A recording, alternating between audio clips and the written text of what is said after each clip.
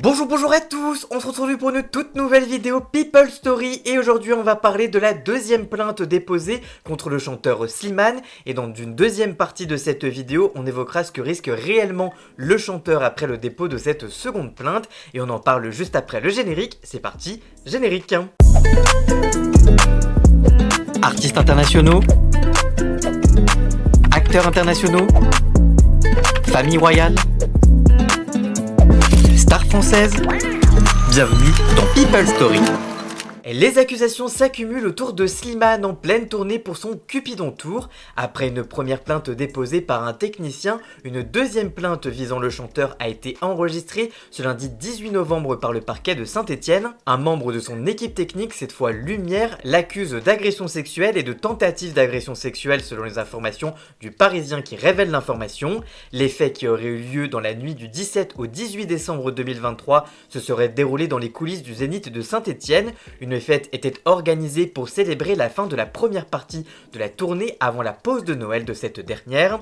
Selon la plainte déposée et consultée par le Parisien, le technicien âgé de 33 ans participait à la soirée lorsque Slimane aurait eu un comportement déplacé envers lui.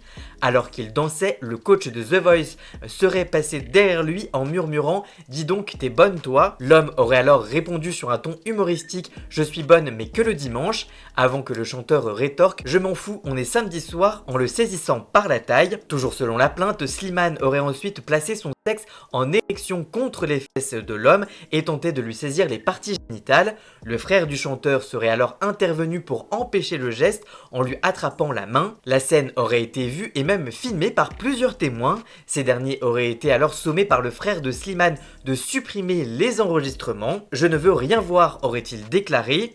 D'après les déclarations du plaignant, ses collègues l'auraient alors éloigné de Slimane après l'incident, l'exfiltrant vers le tourbus de l'équipe. Les heures suivantes, de retour chez lui, il aurait parlé de ce qu'il venait de vivre à ses proches. En janvier, en apprenant que d'autres techniciens auraient subi des comportements similaires, il aurait demandé à ses collègues une réunion avec leur employeur Play2, le producteur de la tournée. Selon son témoignage, la direction aurait alors minimisé les faits. « Ça va les gars, ce qu'il a fait n'est pas préjudiciable, c'est juste une fête », leur aurait-on répondu. Une désinvolte qui aurait alors poussé le technicien à porter plainte et à la rendre publique.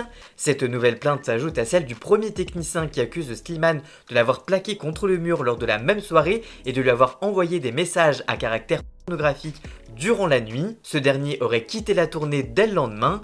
Contacté par le Parisien, l'entourage de Slimane n'a pas donné fuite cette fois. De son côté, la police judiciaire de Saint-Étienne poursuit son enquête préliminaire, ouverte par le procureur de la République de la ville après la première plainte dont on avait parlé dans une première vidéo qui est toujours disponible sur ma chaîne YouTube. Mais alors, après cette deuxième plainte, que risque réellement Slimane? En droit pénal, l'agression sexuelle est plus lourdement condamnée que le cyberharcèlement sexuel.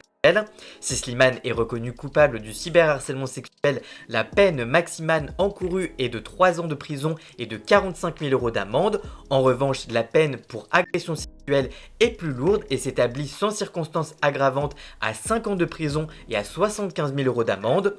Toutefois, avec les circonstances aggravantes, la peine peut monter jusqu'à 7 ans de prison et 100 000 € d'amende. Au total, le code pénal prévoit 11 circonstances aggravantes qui permettent de qualifier le préjudice subi et les torts commis par le prévenu. Parmi ces circonstances, 2 voire 3 d'entre elles pourraient faire défaut à Slimane si les faits dénoncés par le technicien seraient avérés, caractérisés et prouvables. D'abord, la circonstance aggravante numéro 3, lorsqu'elle est commise par une personne qui abuse de l'autorité que lui confère ses fonctions. Slimane est connu, il est chanteur, il est le boss de la tournée, il est de fait hiérarchiquement au-dessus du technicien. La circonstance aggravante numéro 8, lorsqu'elle est commise par une personne agissant en état d'ivresse manifeste ou sous l'emprise manifeste de produits stupéfiants, ce qui serait le cas selon le récit des plaignants. Toutefois, les faits remontent au mois de décembre 2023. La partie civile ne pourra, ou en tout cas aura du mal à prouver cette circonstance aggravante hypothétique. Et enfin, la circonstance aggravante numéro 10, lorsqu'un mineur est présent au moment des faits et y a assisté. S'il est avéré que parmi les dizaines de témoins de la scène se trouvait un individu âgé de moins de 18 ans, dans le récit cette circonstance aggravante n'apparaît pas, mais l'enquête pourrait démontrer que c'était finalement le cas. En tout cas, pour le moment, l'enquête est toujours en cours, Slimane est donc présumé innocent jusqu'au jugement de cette affaire. Voilà, j'espère que cette vidéo vous aura informé. Si c'est le cas, n'hésitez pas à la liker, à la commenter, à la partager sur les réseaux sociaux, à me rejoindre sur tous mes réseaux sociaux à moi. Tous les liens sont dans la description. Vous pouvez également cliquer sur le bouton rejoindre afin de prendre un petit abonnement de 3 € par mois pour me soutenir financièrement. Vous pouvez également faire un don du montant que vous le souhaitez pour m'aider financièrement également. Vous pouvez également vous abonner gratuitement à cette chaîne YouTube, ça me fera extrêmement plaisir et surtout ça déjouera l'algorithme, donc n'hésitez pas. Dans la description, vous retrouverez également tous les liens pour retrouver Jason alias I Am Scott pour la musique de fond et le générique de cette vidéo. Et nous on se retrouve très vite pour une toute nouvelle vidéo. A très bientôt, ciao ciao.